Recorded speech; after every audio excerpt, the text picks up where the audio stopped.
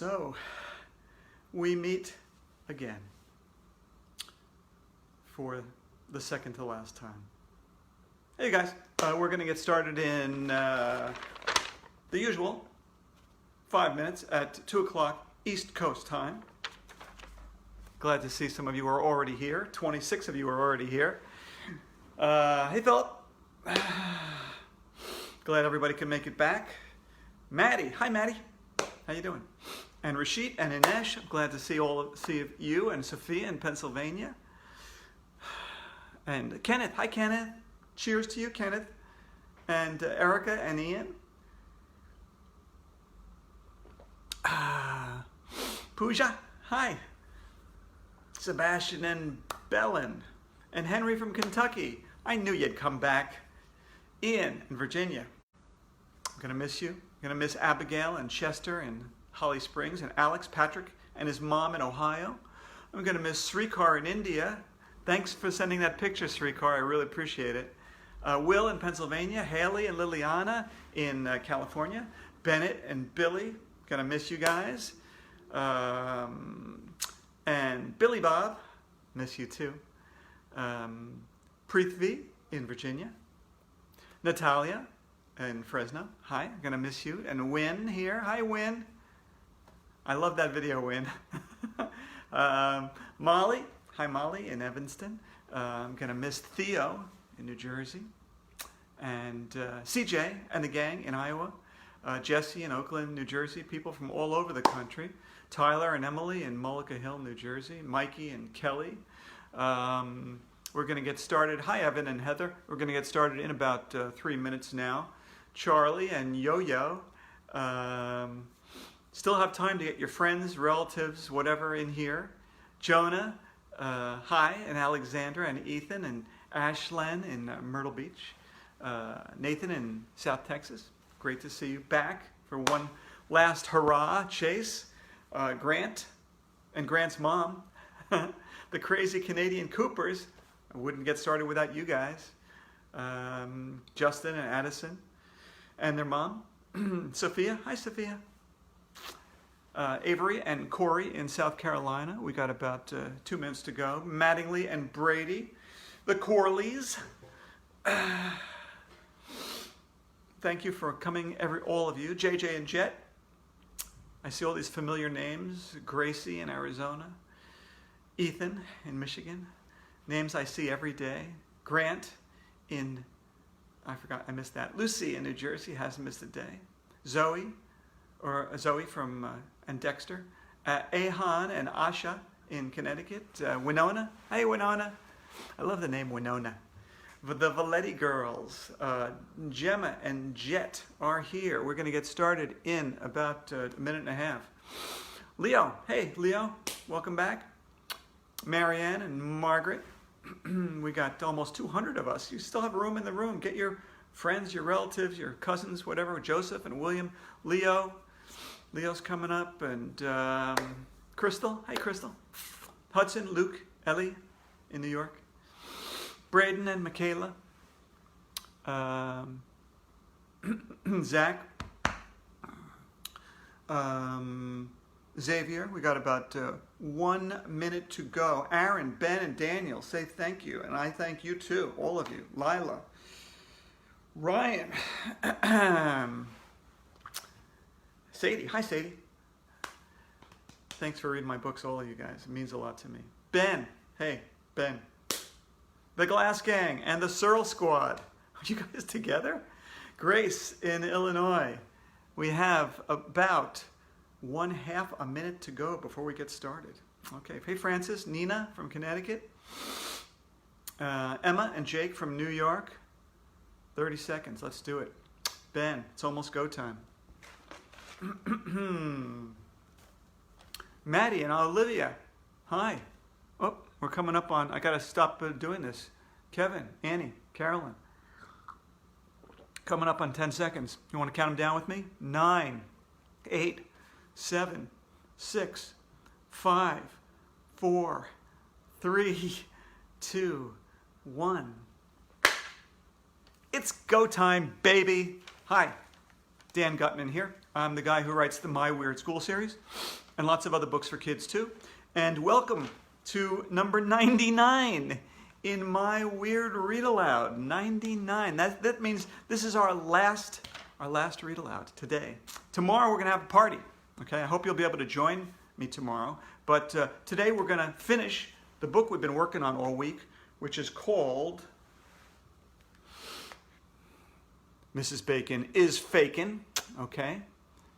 And as you know, Mrs. Bacon is the band teacher at the school. And so she's teaching the kids how to play musical instruments, which they never did before.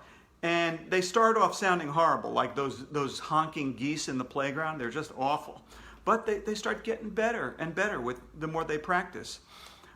They had their first gig. They just had their first gig in the last chapter. But it was a disaster, unfortunately, because somebody slipped on some spit from a spit valve and everybody toppled off the bleachers into a big mess. It was a huge disaster, and that's where we left off yesterday. So now we're going to pick up from that spot. We're going to start with chapter 9, which is titled Spelling Counts. Okay, so you guys ready? One last time, gather around your big screen TV, your laptop, your tablet, your smartphone. Of course, we have to have a siren, a siren here. And let's do this thing, okay? All right, here we go. They just finished their gig, okay? Go away.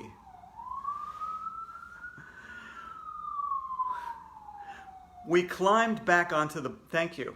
We climbed back onto the bus. Mrs. Bacon sat in the first row by herself. A few minutes later, I heard strange sounds coming from her seat. That's when I realized she was crying. I didn't think Mrs. Bacon was faking. We all went to the front of the bus to give her hugs and tissues. That's what you do when somebody's crying. "What's the matter, Mrs. Bacon?" asked Emily. Mrs. Bacon wiped her face. "I'm a big failure," she whimpered. "The recital next week is going to be a disaster." By the way, here's Jim's picture of Mrs. Bacon crying on the bus after the disastrous gig.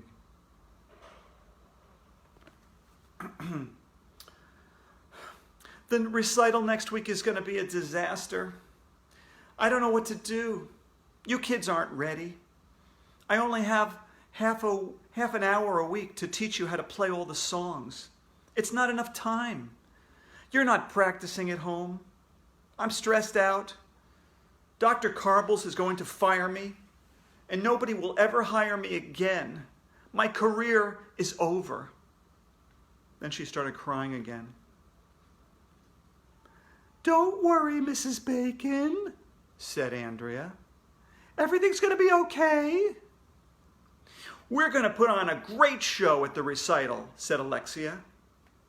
"Yeah," I added, "we're going to make you proud of us. We're going to practice really hard." And we did. We practiced like crazy all week. I didn't waste my time playing video games or lining up my Pez dispensers. All I did was practice playing tuba. I played hot cross buns so many times, I was really beginning to feel the buns. Finally, the day of our big recital arrived. I had to wear a tie to school. Ugh. A sign in the front said we should walk around to the playground. There were a bunch of chairs set up out there and lots of grown-ups. Mrs. Bacon, Mr. Klutz, Mr. Cooper, Mr. Loring. Dr. Carbles was there too, with his mean face. "It's such a beautiful day," said Mrs. Bacon. "I thought it would be nice to have the recital outdoors. I'm going to pass out." "She's going to pass out," I yelled. "Give her air." "I'm going to pass out programs," continued Mrs. Bacon. "I made them myself." Mrs. Bacon handed everybody one of her programs. People were ushered to their seats by the PTA. That stands for Parents Who Talk a Lot. Ryan's mom, Mrs. Dole, is president of the PTA. She was carrying a big platter. "Guess what I made?" she said. "What?" everybody asked. "Hot cross buns," said Mrs. Dole. She passed out buns to the audience, but we couldn't eat any yet because it was time to take our places on the stage. Bummer in the summer. "Are you nervous?" Ryan asked me as he picked up his French horn. "Yeah." We were all on pins and needles. Well, not really. We were sitting on chairs. If we were on pins and needles, it would have hurt. But there was electricity in the air. Well, not really. If there was electricity in the air, we would get electrocuted. Mr. Klutz held up his hand and made a peace sign, which means, shut up. "Welcome to the third grade recital," he announced. "The students have been working very hard on their music, and they're excited to play for you today. Ready, kids?" Mrs. Bacon raised her chopstick, and we played hot cross buns. It was great. Here's a picture of some of the kids playing.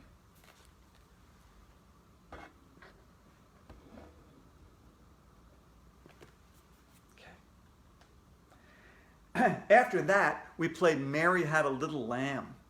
It was awesome. We didn't miss a note. The parents were all smiling and clapping for us. It was the greatest day of my life. We took a minute to empty our spit valves. It was time to play the Itsy Bitsy Spider. Here's another picture.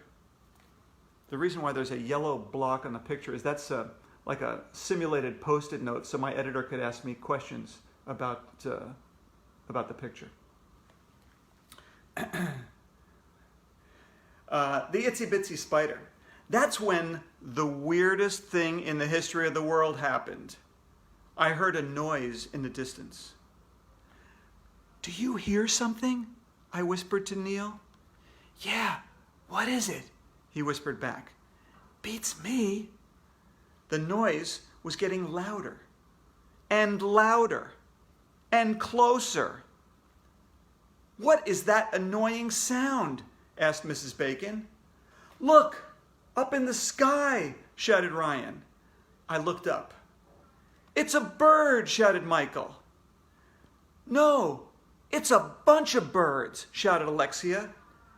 And that's when I realized it was the geese. They were coming back. There were dozens of them flying in a big V shape, honking and squawking like crazy. "They're heading this way," shouted. "They're heading this way," shouted Andrea. She was right. The birds were coming right at us. I saw it with my own eyes. Well, it would be pretty hard to see something with somebody else's eyes. "We've got to do something," shouted Emily. "Help!" somebody screamed. "The geese are attacking," I shouted. "No, they're not," shouted Andrea. "That's their mating call. They must have heard us playing, and they fell in love with our instruments." "Run for your lives," shouted Neil. And I got some pictures to show you. The geese are attacking the whole band. I think I have another picture. Wait a minute. Let me just scroll up here. Got to scroll up.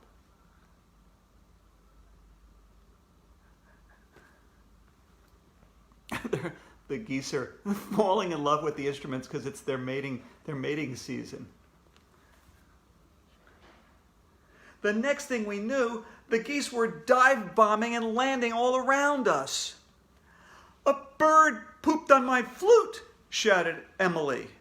"Help!" I shouted. "I think a goose is in love with my tuba." "The geese are eating my hot cross buns," shouted Mrs. Dole. "Protect the buns." Mrs. Dole was out of control. Everybody was yelling and screaming and hooting and hollering and freaking out. Emily slipped on some spit and fell off the stage. Parents were jumping off their chairs. It was ridiculous. Mr. Klutz hollered for us to get in the school right away.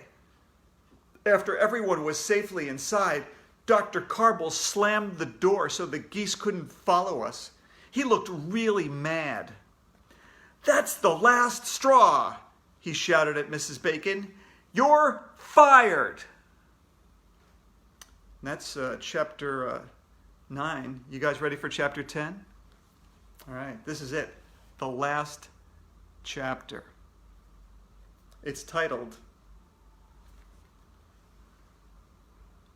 One Woman Band. Okay, so Dr. Carbles just said, "That's the last straw. You're fired." What did straws have to do with anything? And why are grown-ups always running out of them? Can't they just buy a new box of straws before the old box is empty? It was really sad that Mrs. Bacon got fired. It made for a sad ending to the story. But hey, who decided that stories have to have a happy ending anyway? Actually, the next day, the weirdest thing in the history of the world happened. The guys and I were going to get ice cream cones after school when we saw Mrs. Bacon standing on the corner all by herself. She had a drum strapped to her back, a trumpet and a kazoo in front of her face, a cymbal on her head, a tambourine on her knee, and a violin in her hands. Oh, and she had the biggest smile on her face. And you'll never believe what song she was playing. Hot Cross Buns. Here's a picture of Mrs. Bacon standing on the corner after the whole thing was over. Well, that's pretty much what happened. Maybe Mrs. Bacon will get her job back. Maybe I'll earn my black belt. Maybe they'll have music on Uranus. Maybe I'll play the tuba with my ears. Maybe musicians will stop emptying their spit valves all over the floor. Maybe Officer Spence will shoot that lamb with a tranquilizer dart. Maybe Mrs. Bacon will go get Chinese food. Maybe I can talk somebody into putting redorculous in the dictionary. But, and read it with me, you guys. It won't be easy. We did it. We finished the book. Not only did we finish the book, we finished 22 books over the last 4 months. Yeah, 22 books. And I think we all deserve a round of applause. What do you say? That's 2 rounds. Okay. And just in case you guys, some of you can't make our party tomorrow, we're going to have a virtual party right here, same time, same place. I just wanted to, thank all the parents who let their kids use their Facebook accounts to watch me every day, and all the teachers who interrupted their classrooms for their remote learning so that the kids could listen to me do this silliness. All the librarians who encourage their kids to follow me and watch these things. And more than anything else, all you kids out there, all you kids who watched this over the last 4 months, if it weren't for you guys, I wouldn't have done it. If thousands of kids hadn't tuned in, I would have just stopped after doing this once or twice. But so many of you tuned in that I decided to just keep doing it. And so I thank all of you. And if you missed, by the way, if you missed any of these read-alouds, they're all on my website. You can watch them anytime. It's just www.dangutman.com. And they're all organized in order from week 1 through week 20. So we should end this with a joke of the day, right? We got it the same way always. So here's our joke of the day. You guys ready? Okay, it's a musical joke, of course. What kind of music are balloons afraid of? What kind of music are balloons afraid of? Give up? Pop music. Get it? All right, you don't like that one? I got to end with it. Probably my favorite musical joke ever. Okay? Maybe you'll like this one better. Why do bagpipers walk while they play? Why do bagpipers walk while they play? Give up? They're trying to get away from the music. All right. Okay. Let's also, speaking of music, let's thank Josh Salzman and Ryan Cunningham for our theme song. And it's time for everybody to get off the couch, stop staring at screens, and do what I do every day at this time. You do it with me. You ready?